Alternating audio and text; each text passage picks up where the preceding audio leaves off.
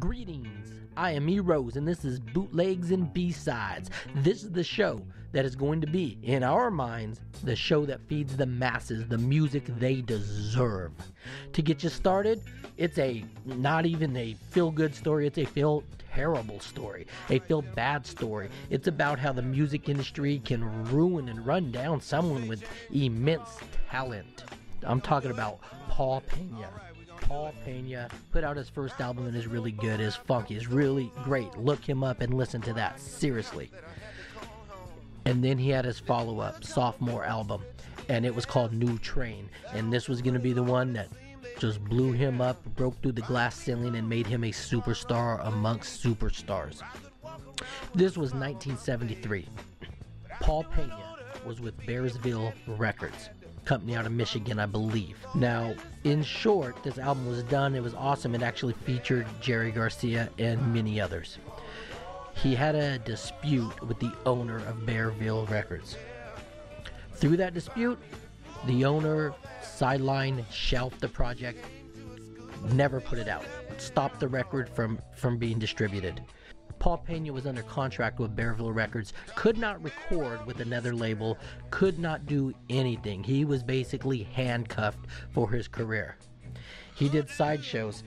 Now, one song that was off New Train, the album, got picked up from the guy who played keyboard on that album. He was also the keyboardist for the Steve Miller Band. That song was a huge hit in 1977. You all know it. We all know it. It's a classic rock staple, Jet Airliner by Steve Miller Band. That is a Paul Pena song.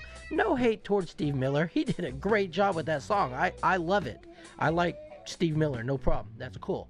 And thanks to him actually playing that song, Paul Pena lived off the royalties of that song. That's how he ate through the years. Let's flash forward real fast because this is getting long.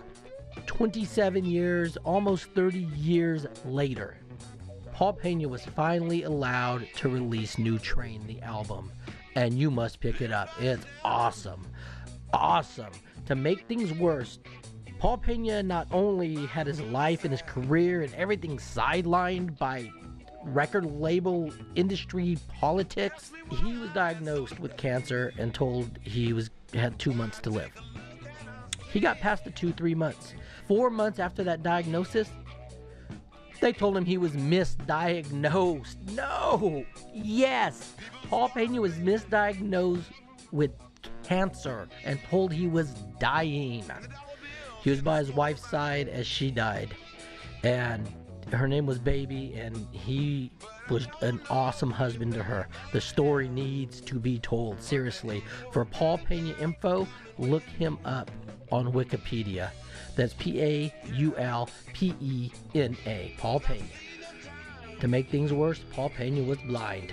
For crying out loud. Are you serious? Yes. And there's so much more to it.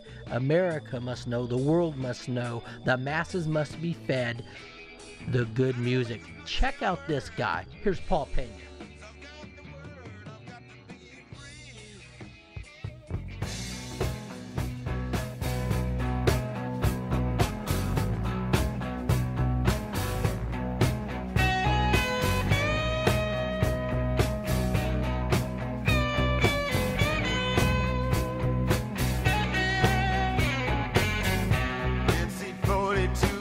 About to go insane.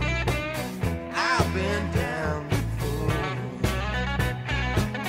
riding along in this big jet plane. I've been thinking about jumping out the door, 'cause my homeland is so far away, and I feel like it's all been done.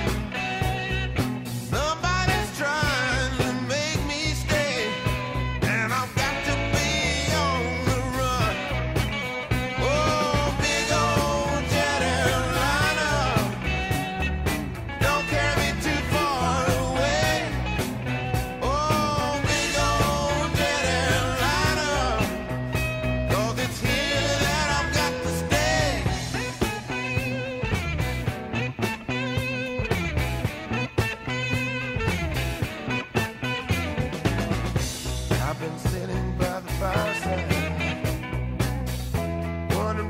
my strength.